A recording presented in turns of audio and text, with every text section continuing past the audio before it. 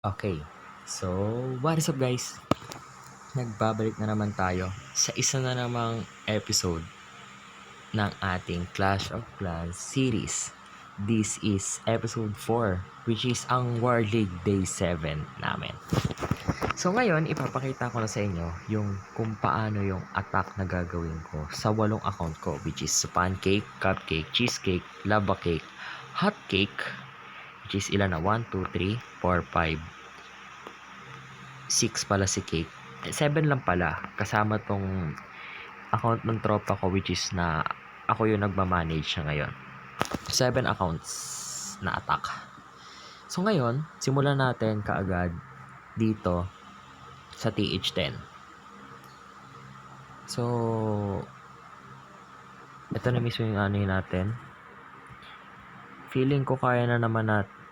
Hindi, wag yung ganong ano natin. Dito tayo sa kung saan tayo sanay, which is gagamit tayo ng the vintage attack. Ito yung vintage. Meron lang naman siyang isang inferno, 3 naka-ground na expo. Okay? Walang laman. So, I think kaya na natin yan.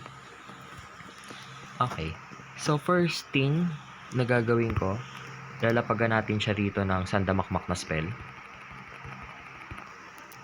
Wala lang, para lang matanggal yung inferno na yon. Ayoko ng inferno. Next, ilapag yung mga golem. Then, spread natin to. And sa kabila, ikalat natin yung the rest. Ngayon, si King, si Queen, and si Warden, isama natin kasama tong dalawang naglilinis na to. Ngayon, papapasukin natin si King. Charge natin siya para pumasok. Para mas pumasok siya. Ngayon, testingin natin to para mas mapaunti natin. And nababurst na si King. Naka 1 star na tayo. Pwede na natin gamitin yung attack ni Warden dito. So, ubos yung 4 na yon. Warak yung cannon. Ngayon, kailangan tangkihin ni Grand Warden. Makaka 2 star tayo. And of course, the skeleton attack, the skeleton army, mababalo yung expo kasi masyadong marami yan. Hindi niya alam kung paano matatarget. Makaka free hit yung ating Archer Queen and yung Warden na magre-resulta sa ating pinaka-inaasam-asam na 3 star.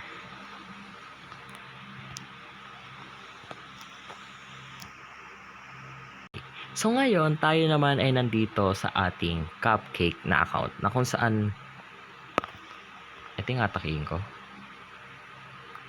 Hindi, wag yan. Feeling ko okay ito. Feeling ko ito na lang sa akin, itong 5. And June 6. Pero maganda nga ito. Ito na lang atakihin ko. Okay, ito na lang muna atakihin ko, which is yung 7. And sure naman ako kaya nating durugin na to. So, ang gagawin natin, wala tayong AQ. Shucks. Sige, kaya to. Paano umatak ng walang AQ? Grabe ang ano ko dun.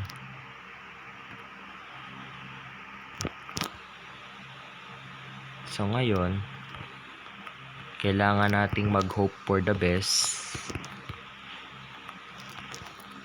Palinis natin sa kanya yon. Charge. Kailangan hampasin ni BK yon, which is ngayong ligtas na, pwede na makaka-save na tayo, makaka 1 star na tayo, maliligtas na natin yan. Kakayanin na natin yan.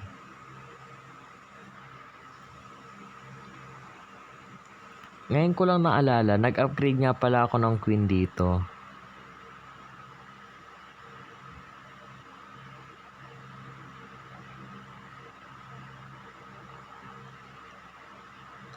And dahil doon, 3-star na kaagad natin ang base neto. Ganon kabilis. Okay, so nandito na tayo ngayon sa ating cheesecake na account and tinitignan natin kung paano attack ang gagawin natin dito. So mayroon tayong Archer Queen. Sure naman na siguro yon. Yes, sure siya. So ngayon, pag natin ang Archer Queen, isang mahabang ganyan dyan, and ipakalat na natin yan. Kailangan niya ng kasama dyan, and bagsakan na rin natin to, para wala na tayong problema sa X-bow. Bagsakan na lang din natin yan para mas mabilis masira, and naka 2-star na kagad tayo. Hindi na tayo gagamit ng reinforcement natin at yung lightning. Hindi na natin gagamitin yan.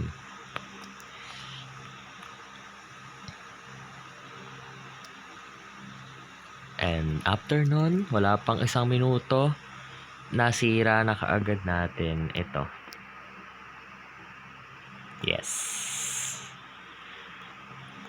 So punta naman tayo sa ating ika-4 na account.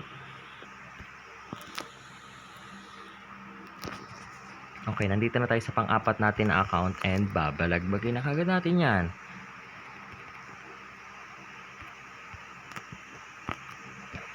Ayun, nasira na kaagad and ipakalat na natin yan dyan.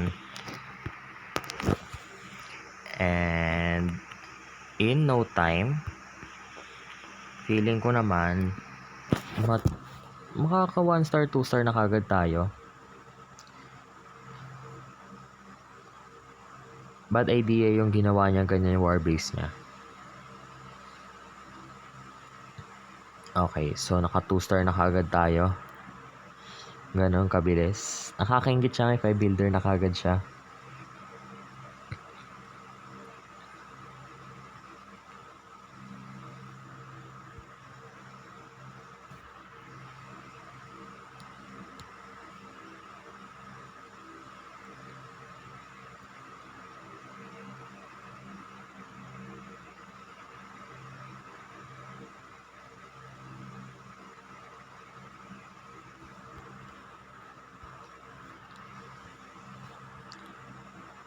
Medyo natagalan tayo, ang bagal maglakad ng dragon. Ang bagal ang movement speed nila. Pero okay lang yan. Kahit ano namang mangyari, mati 3-star pa rin natin. At doon natapos ang atake ng ating pang-4 na account. Punta naman siguro tayo sa pang-5 nating account. Okay, nandito na tayo sa ating pang-5 account at ang atakehin natin is itong TH9 na nakakalat. Okay na, balata na kagad yan.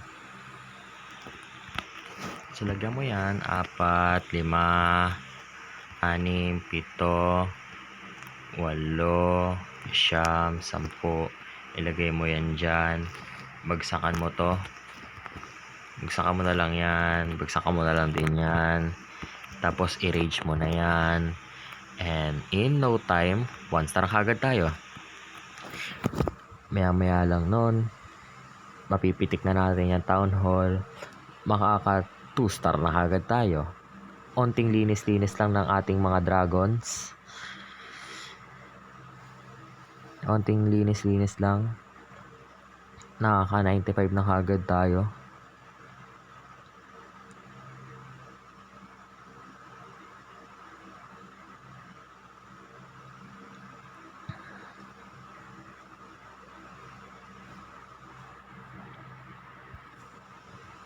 Ganon kabilis. Nadurog na kagad natin yan. Punta na tayo sa ating pang-6 na account. Okay, nandito na tayo sa pang-6 natin na account. And feeling ko, mas kaya nito. Mas kaya nito yun. Mas may tiwala ako rito.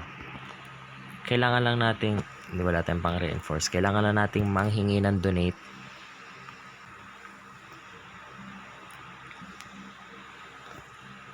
Okay, so nabigyan na tayo ng donate.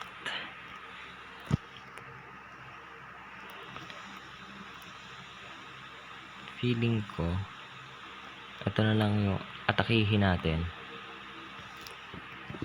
Dito.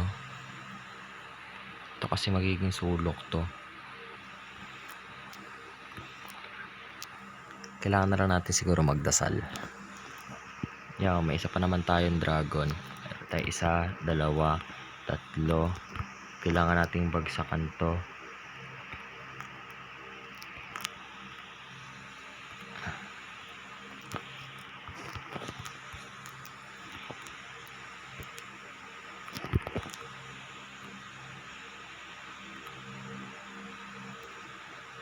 Kailangan niyang mag-charge kaagad doon.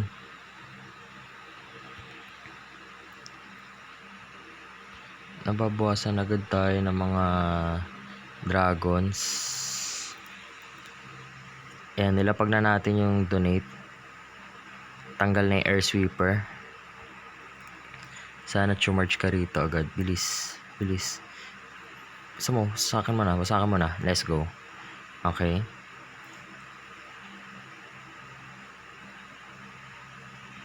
Medyo kawawa yung dragon natin. 4 na lang sila. May air dep pa. Kailangan niyang mag-charge agad dito. Dito agad. Bilis. Basakan niya na air dep. Yari na.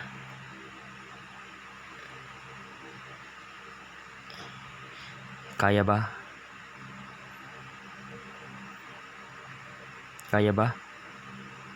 Kinaya. Pipi ka na lang. Muntikan pang matalo. So dito na tayo sa ating 7th attack sa ating pang-7 account.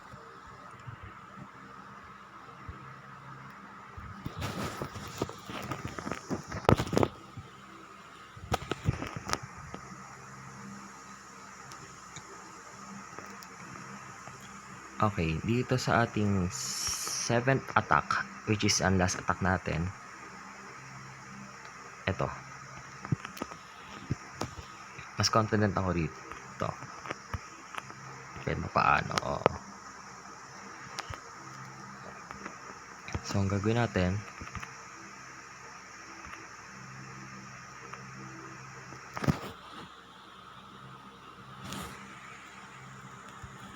bagsakan mo yan.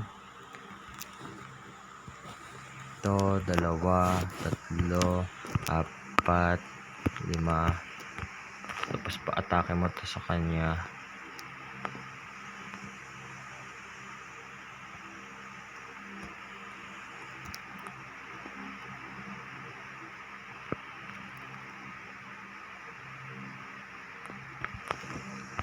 So ngayon, sira yung air dep na yon.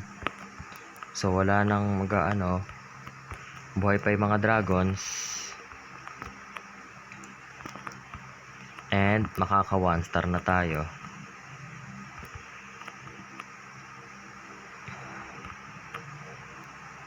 Ito medyo mahirap to. Medyo tough ang laban. Pero sa dami ng dragons natin, feel ko na makakayanin pa niya. And malinis na naman yung kilid. Usa kami Tesla. Okay. Bago ka mamatay, sirain mo yan. Sirain mo rin yan. Grabe, MVP yung dragon na yan. W dragon. Dahil doon, yun sinalupa niya, W dragon talaga. So dahil doon, makukuha na natin ang ating last 3 star na attack. So ngayon, it is 26-0 sa ngayon as of recording. And malayo na talaga nating maabot yung first. Yan, tayo pala naman yung masyadong umatake. And iyon. So dito ko natatapusin itong episode na to. Ay, hindi ko pa pala tatapusin. So dito ko next na clip na mapapanood nyo is yung update ko ano na nangyari sa war na to. Aanihin ko na rin yung outro. Kung di ka pa nakasubscribe, mag-subscribe ka na. At hanggang sa muli, paalam. Okay. So, it's currently Sunday, May 11, 2025. Noong na-record ko na to. Itong part ng clip na to. Part na clip pa. Itong part ng video na ito. Na kung saan, ito yung update dun sa nangyaring War League na iniwanan ko nung last clip. And sa kung makikita nyo, na-promote na daw kami into Silver League 2, which is a good thing dahil meron kaming 73 Clan War medal. And ang nangyari is 38-6. Lahat umatake, which is a good thing. Yeah, it's a good thing. Umatake lahat. And hindi lahat nasira. Pero sige, it's the thought that counts. Ito, inatake niya yung ano na. Sige, okay lang. Actually, ngayon ko lang din nakikita to. So, it's a 38-6.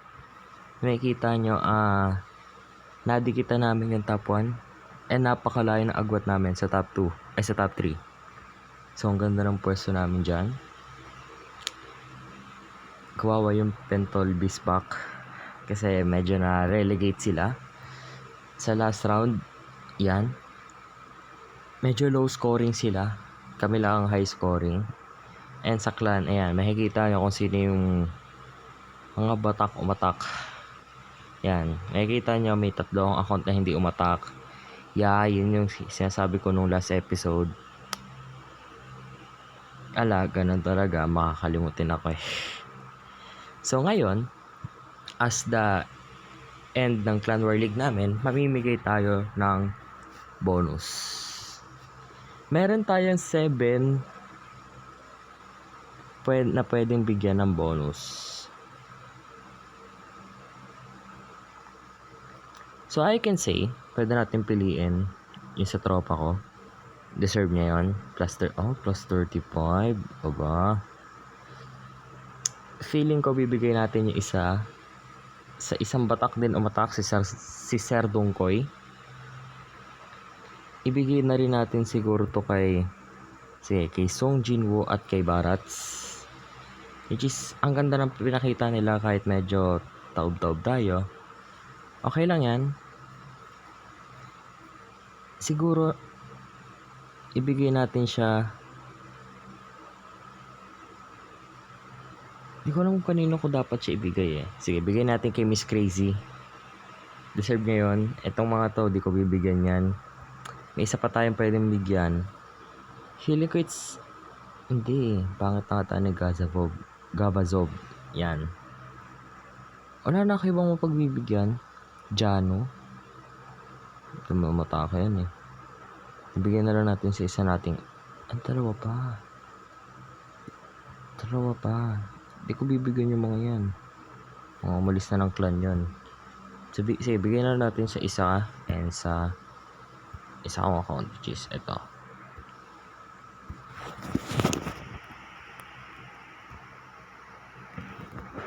Ngayon, dito ko natatapusin tong episode na to. Next episode, makikita nyo, magwa-war na kami. The normal war, balik na tayo sa dati. So, kung di ka pa nakasubscribe, mag-subscribe ka na. See you again on my next episode. Hanggang sa muli. Paalam.